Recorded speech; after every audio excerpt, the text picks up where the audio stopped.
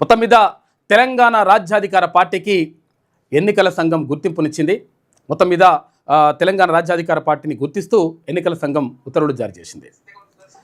అయితే ఒక రకంగా బీసీలకి ఇది తీపి కబురు. ఎందుకంటే బీసీలకు ప్రత్యేకంగా ఒక పార్టీ లేదనేటువంటి లోటు ఇప్పటి నుంచి తీరనుంది.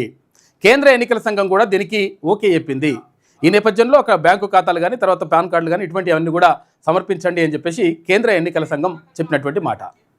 మొత్తం మీద ఇప్పటి వరకు అంటే ఇంకా గుర్తు మాత్రం ఇవ్వలేదు, ఇంకా సింబల్ మాత్రం ఇవ్వలేదు. ఒకవేళ సింబల్ ఇచ్చి ఉంటే ఇక్కడ ఇది జూబ్లీస్ ఎన్నికల్లో మరి పోటీ చేసేటువంటి అవకాశం ఉండే. కాకపోతుందంటే సింబల్ ఇంకా రాలేదు కాబట్టి అట్లా పోటీ చేయలేదు. తర్వాత అక్కడ ఇంకా తటస్థంగా ఉండడం జరిగింది. ఏది ఏమైనప్పటికీ బీసీలకు మంచి జరిగేటువంటి రోజులు 100% వస్తున్నటువంటి పరిస్థితి కనిపిస్తూ ఉంది. ఇక వ్యవస్థాపక అధ్యక్షుడు తీన్మాన్ మల్లన్న మొత్తం మీద దీనికి సంబంధించి సంతోషం వ్యక్తం చేసిండు. ఇది తెలంగాణ రాజ్యాధికార పార్టీకి సంబంధించి అంటే అధికారిక గుర్తింపు కేంద్ర ఎన్నికల సంఘం ఇచ్చింది.